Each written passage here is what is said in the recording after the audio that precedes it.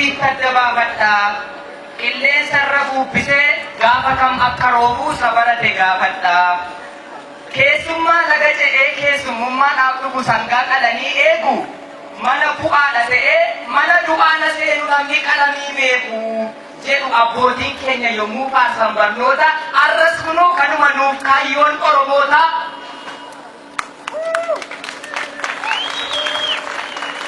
Furmaata boroo jiru. Boromatti dhiisanii maaliif fagoo jibbaatu? Yoo barnoota qabaanne qoraanuma qofaadhaan deetiin namaa bilchaatu.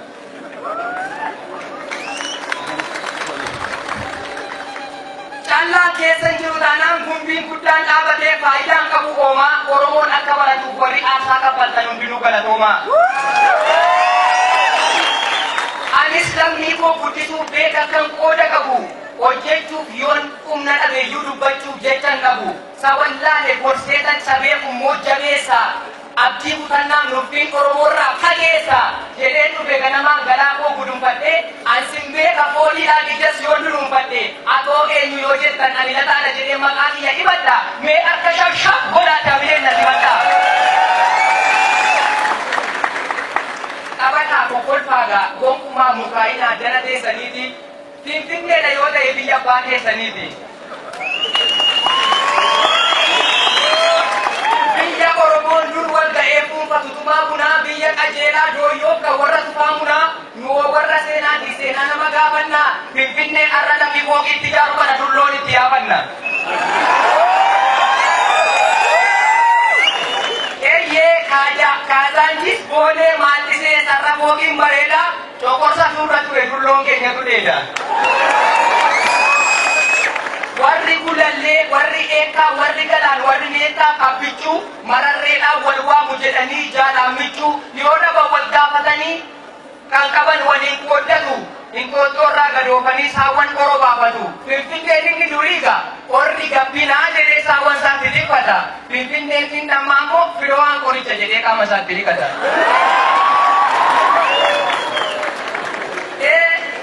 Bishaanuma dulloon keenya dhugani har'a jaalar fuudha dhabne baasii biriiraan malee anuun yoo kana qashii bakka malee itti gadhee gale. Kan dhiibbaan hin mancaasne, kan hidhaan hin mancaasne hidhata bonaaf ganna dachee biyya kanarraa dhiigaan kan mallattaa'e mallattoo seenaa qabna. Waan kan jechuu barbaade gaa yommuu dhiba taasisu taphaadhaan mukaa'inaa dachee keenyarra jirra sodaan hin barbaachisu.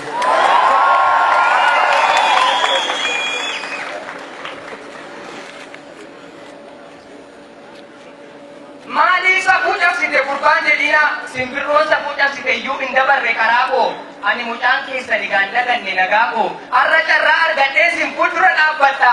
Maaltu si turgaa'ee jedhamee gaaffii na gaafadha. Nagaatu na turgaa'e naannoon kun foolii qaba. Akkam jirtu Oromoo koo Oromoo mootii sabaa. Oromoo jedhee si waamee sinii ciibsa dhagaraa. Xinnaa guddaan keessanuu akkam naaf jirtu adaraa. Ilmaan keessan burraaquu warra hangafaa qotisu balaarraa eegee rabbi isiniif haa guddisu. Nagaa ta'a yoo nagaa taatan fuula durattuu deemtu. Hanga sin jaalladhu immoo durii kaastanii beektu. Yoo milkooftan milkaa'ee yoo jira.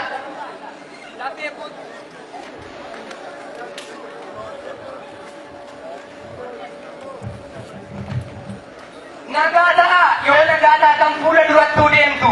Hanga sin jaalladhu immoo durii kaastanii beektu. Yoo milkooftan milkaa'ee yoo jiraattan jiraadha. Lafee kootu keessanii kanaafan sin jaalladha. Wanti sinii dhibee kolfa anaafis dhibee kolfa. Boo'a keessanii boo'een kolfa keessanii kolfa. Dhiigni keenya tokkuma iddan sinirraa qaba. Duuti keessan du'a koo cabni keessan naaf caba. Sinidhaam yaa Oromoo aantee firri koo lafa. Waan gaarii siniif darbeetu anaafis darbee hafa. Nagaan keenya qixxeedha yoo sin rabtanirra fa. Lammii koo gaafa xiiqii lammii gaafa mararree baga nagaa dhuftani baga jaawwan agarree. Isin fuuldura dhaabbachuun kun anaaf gammachuudha. Oromummaa jechuun immoo miidhagummaa jechuudha. Fakkeessaaf hin dubbannu numatti hoqinaan nafti. Waa'ee keenya yoo ta'e ragaadha waaqaaf lafti. Dheeraaf seera ammayyaatiif bu'uura ta'uu keenya. Bokkuu siiqqee qabannee guyyaa irraa ga'uu keenya. Obsaaf qalbii godhannee waan jigee kaasuu keenya. Alagaa yoo meessinee maqaa boggaasuu keenya. Goota atileetii qorree addunyaa raasuu keenya. Maqaaf kabaja biyyaa gaaratti baasuu keenya. fiigicha jaa'ibaatiin miila dorgomtoota kaanii akka mulluutti marqee atileetota keenya miti dorgommii addunyaa irratti kan guuru meetii warqee. Warri Gadaa, warri Irreechaa hangamni sanyii mootii dimookiraasiyyuu kan jalqabe Oromoo lammii kooti. Dimookiraasii kan jedhamu bakka akkasiin arganne wanti shantamni yaa'e sirna Gadaa keenya qofaadha kan UNESCO irra taa'e. Dimookiraasiin eessatti jalqabee jennaan Giriik jechaa kan baatanii uummanni addunyaa hundumtuu har'a gudii taatanii. Seenaani yoo namni dhoksesi hin dhokatu eessatti ittuma jidhaa liqimsaa gaa dimookiraasiin kan jalqabe Oromiyaa keessatti. Egaa aneessi cabdee duuteef jabbii muccarreen odhu kan garaan firan godhiin yadanaan firan godhu bara qonnaan heddummaate biyyoon lafa diimeessa yoo garaan jedhe malee biroomi baay'een ittuu nama diimeessa jaartiin cittoo hooqachuuf guyyaadhaan mana dhuftee silumaa dhaqa qabaa itti daaraa cinaatti kuftee amaluma nama ammaa wallaalleerra waan cufaa gaafa jaarsaa dhoowwaatu gaafa diiggaadha jedhan gasoo kadhatee dhufa. Anatu beeka jedha waanuma boorisa liqimsu hallayyaarra dhaabbate baay'ee yoo safaramu arrabni dhedheeraadha qalbiitu gabaabbate. Oromummaan immoo hojiidha.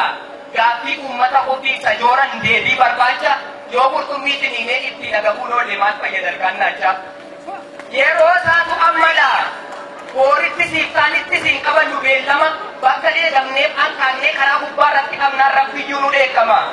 Yoo hojjenne maqaa fi bara keenya sirnaatti galmeessinu otoo tatanneessiisnu kanaaf sana bale jennee sababa nu tarreessinu gadi baanee hojjennee lammiidhaaf taana dhiba manatti kan nu dhufu hiyyummaa dhukkubaaf du'a qofa. Egaa duuba deema maleeti arraba kootu dide arrallee komii miti gammachuu tas na fide. Kana kaakayyuu keenya gaafate, kan abbaan keenya gaafate gaaffii waggootaaf jarra mana barnootaa afaan Oromoo Finfinneetti ijaarranne maal gammanna kanarra. Gaaffii kana waan gaafatee fuula duratti ba'ee nama meeqatu du'ee irbaata biyyoo ta'e. Otuu adda isaa qabee galmee seenaan himne jiraare lafee gootota meeqaa dhiiga gootota meeqaatu mana kana ijaare. Yeroo isaatti tura malee kan facaafame margaa. Isa du'eetu bade malee inni jiru waa argaa. Afaan keenya afaan saba guddaatu akka afaan cubbuu ta'e Finfinnee gadi dhiisee baadiyyaatti akka galuuf labsiin irratti ba'e. Har'a garuu seenaan labsichaa badee kaayyoon labsichaa hafee afaan keenya afaan barnootaa ta'ee deebee Finfinnee dhufe. Kuni gaamurtoo dhumaati hin jiru akki galeessaa. Afaan keenya godaanu inni afaanicha jibbaa godaanu maleessa. Dachee keenya gadhiinnee maal eessatti baqanna? Magaalaa guddoo keenya keessatti afaan keenyaan baranna. Magaalaa Finfinnee keessaa afaan Oromoo dhabnee daa'ima keenya afaan biraatiin barsiifachuu jalqabne jettanii aariif komiidhaan kan of reebdan dhagaatti yaalii bayyaa booka shirichaa oobulaa nagaatti. Yoo sirumayyuu soogdanii sababa tarreessitu ta'een achi afaan mana barnootaatti beejechuun hin jiru gaasii achi yoo barbaadan as bulallee yoo feetan gara hiika eessayyuu yoo jiraattan yaaddoon hin jiru takka yoo feetan gara kolfee yoo feetan gara lafuu sichi Finfinnee keessatti seenaan hiyyeessan qabu. Akka booka arfaasaa akkuma aduu birraa Finfinnee Oromoo urgooftu ijaan arguudhaaf jirra. Finfinneetti hojii hojjechuullee an baay'ee man jaalladha. Garuu manni barnootaa afaan Oromoo achi keessan jiru mucaa keessan dhaqadha jettanii yaadda'uudhaan qarqara kan teessani kun har'a buqqa'eera hundee yaaddoo keessanii yoo feetan as Finfinnee kottaati yoo feetanii hojjetadhaa yoo feetanis daldalaa fulbaanatti mucaan keessan mana barnootaa gala. Sababa barnootaatiin mucaan keessanis dhaqxee afaan hin beekne qadhu Abaa caadaa ishee malee minnoo mindinnoon tattu. Egaa nutis akka namaa asumatti hojjetannee otoo jijjiiruu dandeenyu sababa afaaniitiif Finfinnee keessa keessaa baanee qarqara lafaan teenyu. Achuu gamna magaalaa guddaa keenya keessatti nus guddaa ta'uu qabna. Egaa abbootiin qabeenyaas beekonnis hundinuu wal deeggaraa. Hundee rakkinaaf yaaddoo hundee doofummaa hiyyummaa Oromiyaa irraa haraa. Otuu akkas ta'ee jettanii qabaachaa turtan irraa erga daandii isaa qabee maaliif duree kanarraa tokkummaadhaan hojjennaa salphaa